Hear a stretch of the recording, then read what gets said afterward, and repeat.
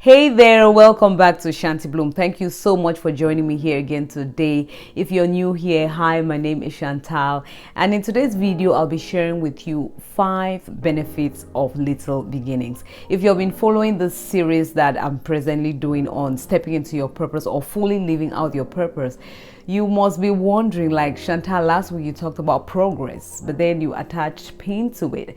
And then this week you're talking about little beginnings, and then you're attaching benefits to it. Well, that's the beauty of a growth journey.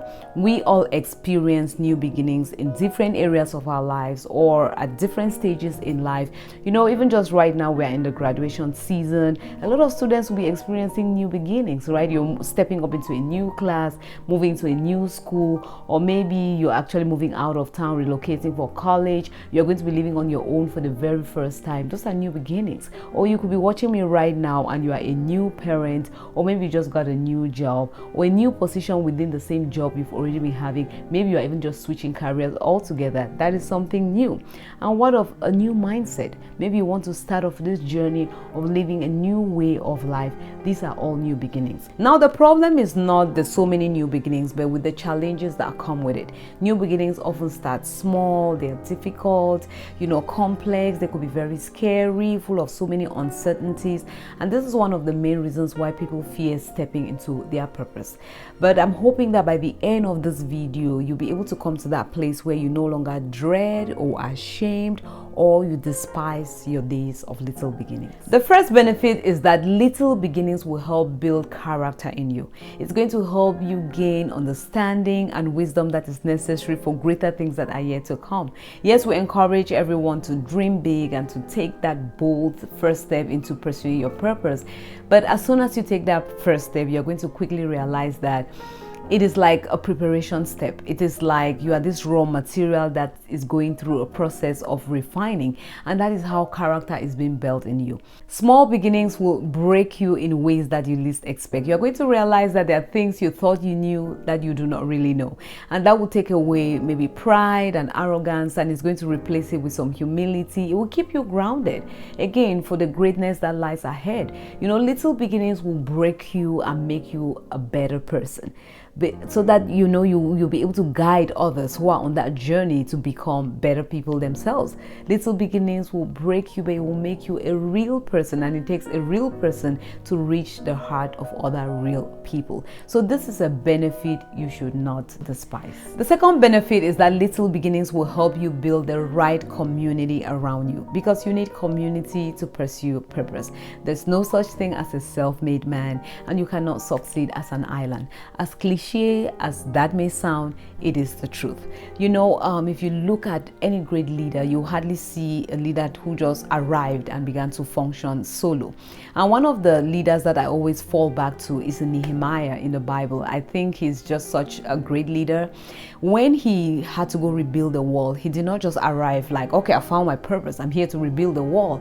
No, when he got there, he understood the importance of working with people. He knew who he could sneak out at night with to go do his survey. He knew the next group that he had to talk to and sell his vision to. He knew the next people he had to talk to and those he didn't have to talk to. And even when the work began, he was such a good team player. But to find the right community, I would say that you need to define your relationships. You need to be able to define the relationships that are around you. I always prefer to say define relationships rather than saying that, oh, block and cancel and delete. I know we are living in that era where we're encouraged to just delete, block, cancel, and all of that. For me, I would say redefine them. If somebody was A and you have realized that they're B, just call them B. Because when you redefine relationships, that also helps you to reposition your expectations. You will not expect from B something that is supposed to be expected from A.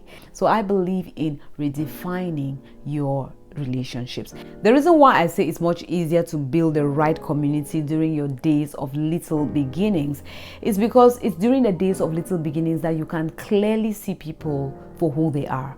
And when you can clearly see people for who they are, then you can clearly define those relationships. And when you clearly define the relationships and friendships, then you build the right community.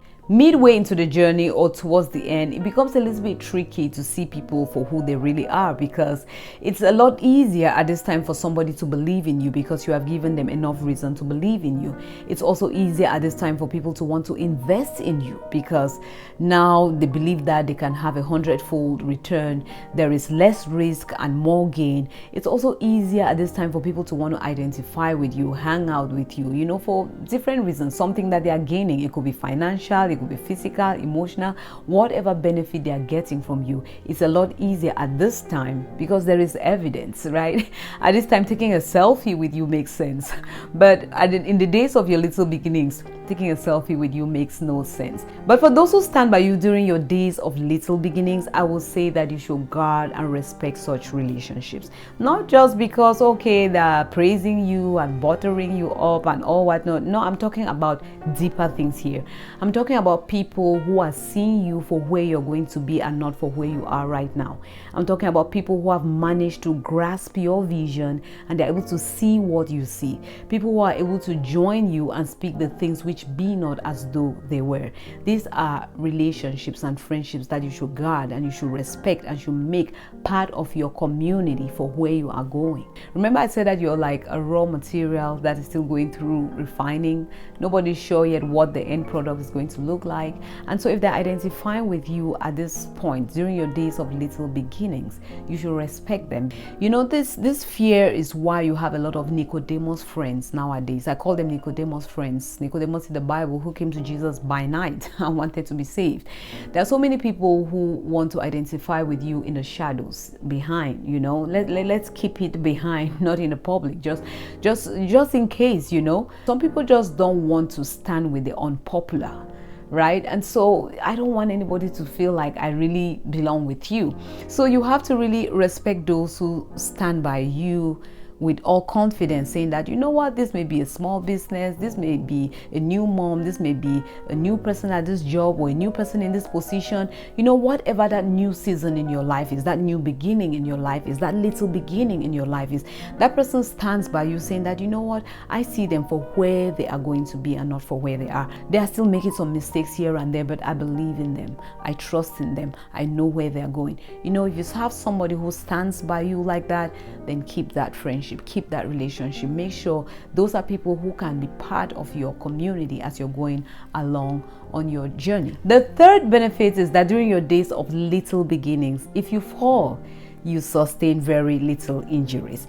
If I fall from this chair, no matter how hard I fall, I may not feel so much pain and I may not sustain as much injury as somebody who falls from my roof or who falls from the ceiling because they're falling from a great height.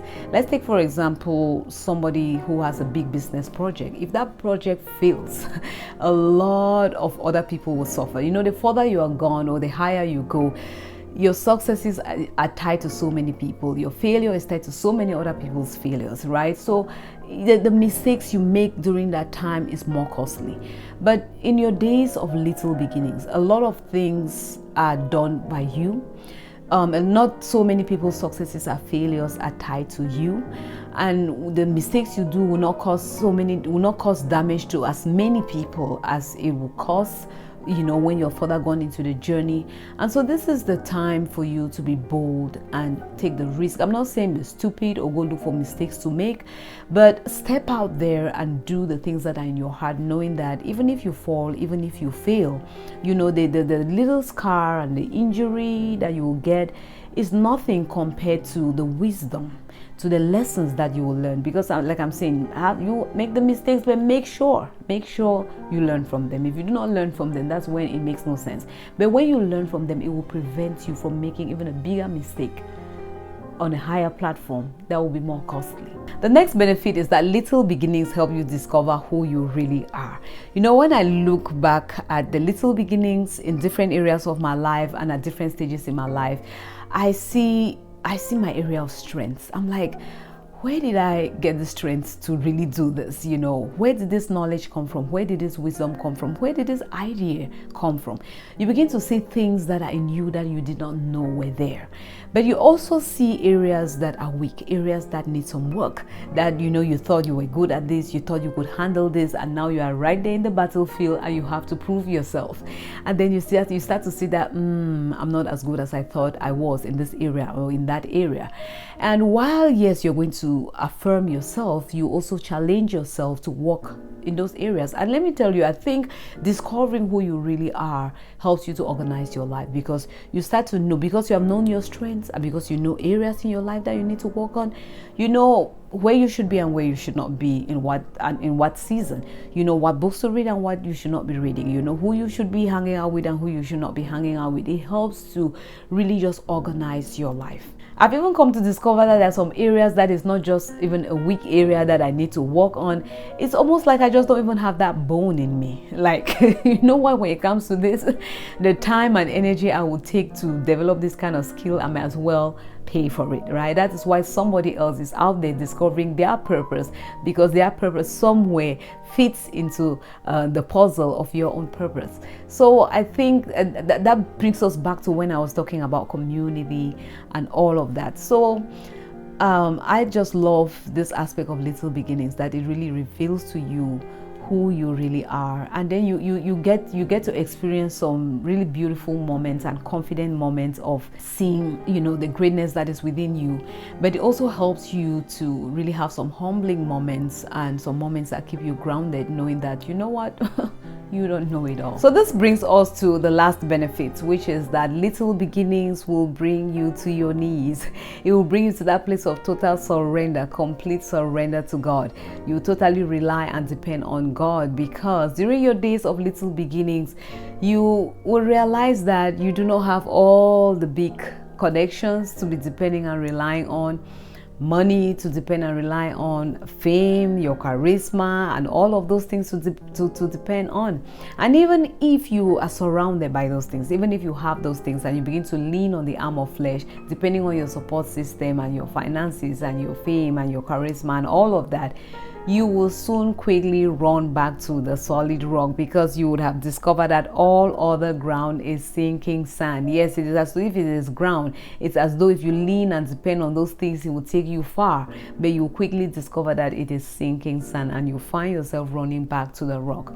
One thing I love about this benefit of complete surrender is that it brings us to this place where we're not just seeking God's hand, but we're seeking His face. We just want to know Him more, and God is always willing to reveal Himself to us each time we come seeking after His heart. And the more we know God, Daniel 11 tells us that what they that know their God, they shall be strong and they shall do mighty exploits. Isaiah 40 also says that, but they that wait upon the Lord shall renew their strength. They shall mount up with wings like eagles. They shall run and not be weary. They shall walk and not faint. So that's it. I hope you found this helpful. If you did, do me a favor, hit the thumbs up, and please let me know in the comment section below which of these 5 benefits you have experienced during your little beginnings. Thank you all so much again for watching, and see you in the next.